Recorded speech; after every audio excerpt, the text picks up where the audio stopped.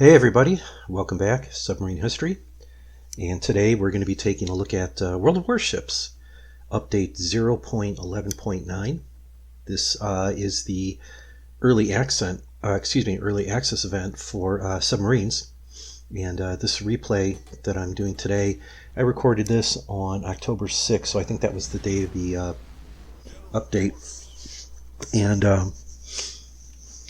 in the time from the release of the update on the 6th to today, I've done like 20 matches in the Cachalot, and I got to be honest, I've played really terrible. 20 matches, I've won 6. That's a 30% win ratio, with an average damage of 15,294 and an average destruction ratio of 0.3. So those are arguably those are horrible numbers. And the thing is, you know, I'm a decent DD player, and I'm a pretty good CV player. So while I know I made mistakes playing subs, I know that those terrible stats, I mean, that's not all on my shoulders.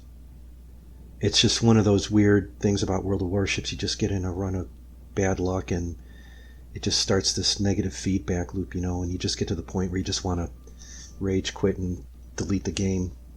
But we're going to persevere on. I have found, and with each match I play, you know, it's a little bit of an experiment to see what works and what doesn't. What I can say is that I think it's a little bit better when you play on the flanks. You want to be in an area where you have room to maneuver, and you want to be in an area where there are probably larger, slower moving ships that you can attack.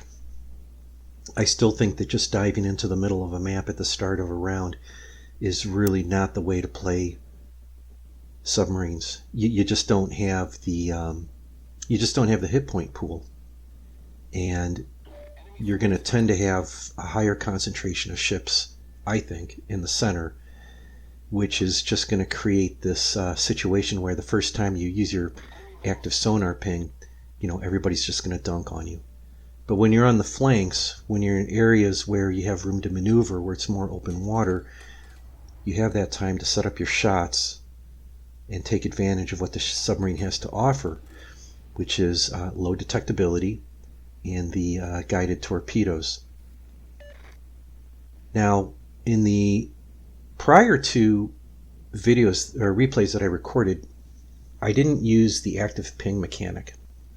And I'm still on the fence about it. I am using it now.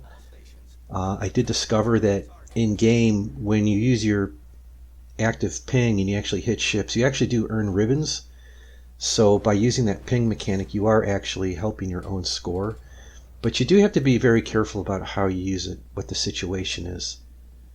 Now on this map, I have gone to the flank, and my goal here on the side of the map is to kind of protect that outlet between those two islands.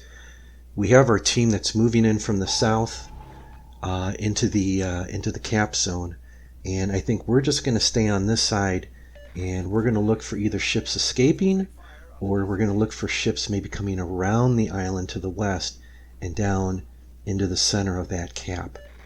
Now, I did just say, you know, you're going to have your most success when you're in an area that's open where you can maneuver. You can take advantage of the coastal areas. You just have to be very situationally aware about what you're doing, because it's really easy to get caught in these small areas, and you know, we're going to see that here in a little bit. But for now, we're just trying to maneuver and get into a position where we can make some impact.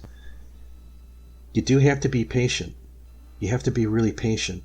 Playing submarines is kind of like a slow, methodical play. And your goal is to invest some time to get into the right position where you can make some impact. And that could take some time. But that's okay. It's not unlike destroyers. You don't want to be in a destroyer, charge into a cap, and get sunk 2 minutes into the match. You're not going to help your team. And submarines are the same way. So here I am moving north, and I'm already starting to think about what I want my next move to be. Originally, I was thinking I was going to move to the east and attack that Colorado and Helena, but I see an opportunity here to the west. There's that Dutch cruiser, and I can see what he's doing. He wants to move down into that middle cap. And the question right now is, do I have enough time to make it around that island where I can get some torps off on him? Because he's completely oblivious to me being here. And I'm going to submerge.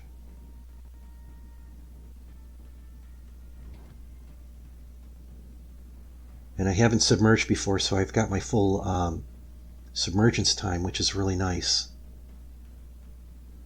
And here we are coming around the corner. There he is. He's not suspecting anything.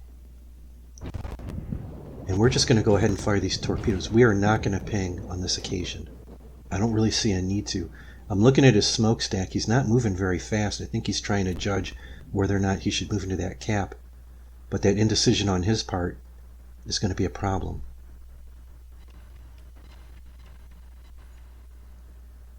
And there we go. Yeah, that was nice.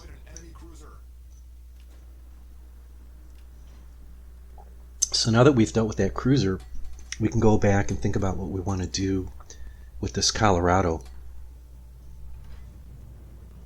Now the problem with Tier 6 submarines is that you don't have a lot of torpedoes, and the mechanic they employ for reload, it makes it difficult to get off a salvo of 4 in a pinch when you need to after you've fired your initial volley. So these are things you just have to be aware of and plan for. While we're waiting for some action here, and here's a juicy target. There's that destroyer right there. I'm just out of his detection range.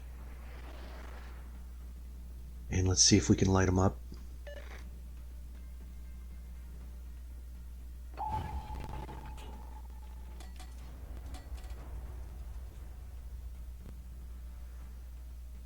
Now I've used the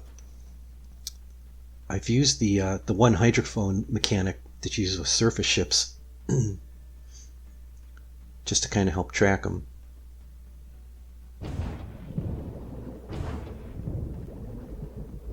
And we're just going to fire those. That's a situation where I probably should have pinged, or I should have tried to ping that destroyer, but I didn't.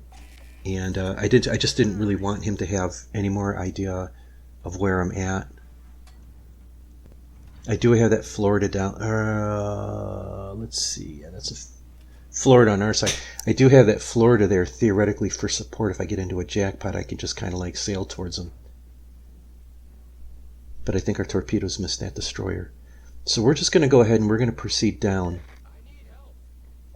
We need to stay on the surface. We need to recharge our battery. I want to have some decent battery time before I make a decision whether or not I'm going to go through that pass and into the cap.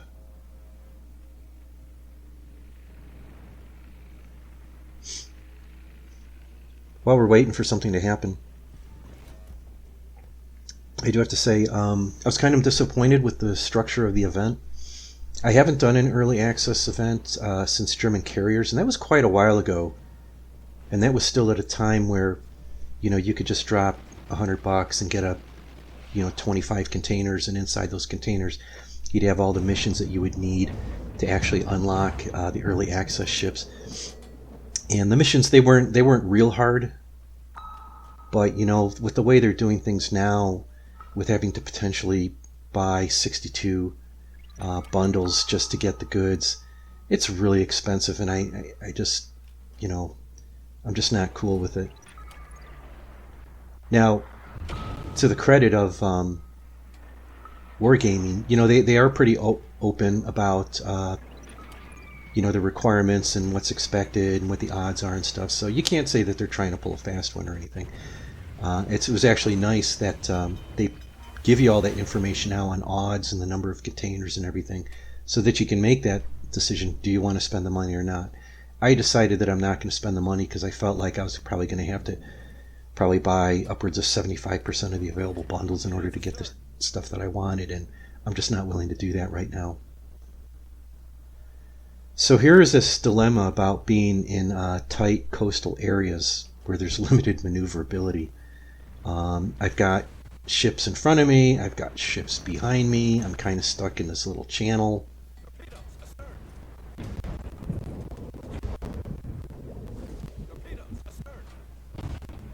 I'm tracking that Helena,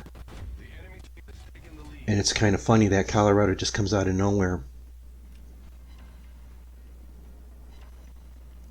It needs my torps. Again, here, I'm not using the ping mechanic. You're so close, I don't really think it's necessary. And actually, to do something like ping in this restricted area would just be, it's just like ringing the dinner bell. And here we are. I think we're ground again.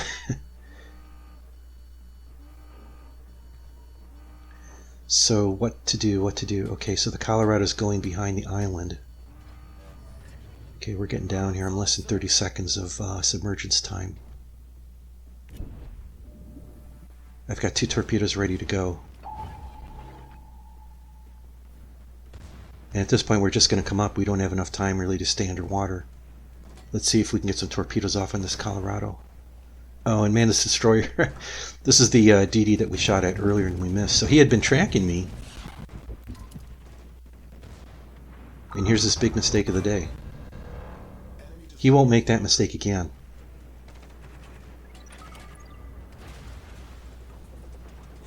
And here we are, the Colorado. It's right there. It's right there for the picking. And what do? I'm too close to the island, and I run aground. Now I got to try to back up. And I think the only reason his secondaries aren't popping off at me is he's probably has so much damage. I'm not sure that he has a lot of secondaries left. And here I am launching torpedoes, and I'm not being situationally aware, and they're just they're just hitting the ground and detonating. So it's just like, what a wasted opportunity. But this is, you know, this is the thing about submarines, and it's kind of like carriers. You have to be thinking 2, 3, 4 moves ahead all the time in order to be successful. And the other thing I'll say is that, you know, I've thought, you know, like when you play a destroyer, you know, going to a match that there's going to be a couple things that you're basically going to be asked to do, and you kind of know what you need to do. You know, capping, and whether or not you dive into the cap or hang back, depending on the type of destroyer that you have. You know, hanging back, spotting. Those are all things that you can do with submarines. Again, you just have to be very careful because you don't have the legs that the destroyers do, either in terms of the damage that you can take or the speed that you can make.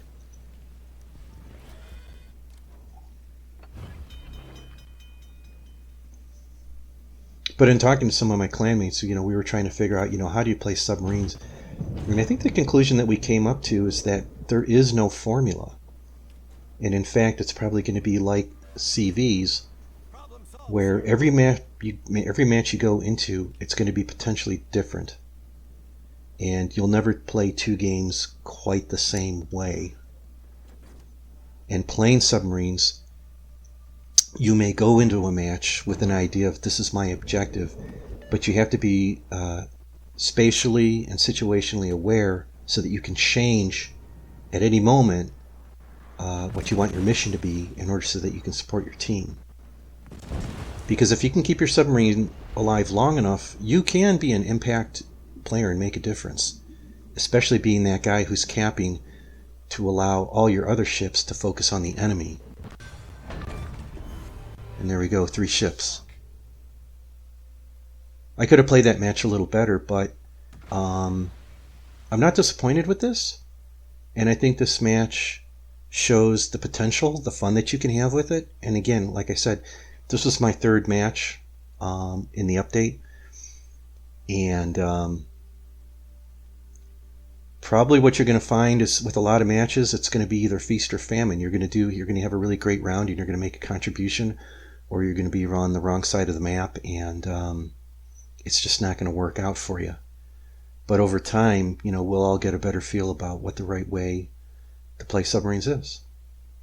So everybody, I hope you enjoyed this video. If you have comments, post them below, and we'll see you for the next briefing. Peace out.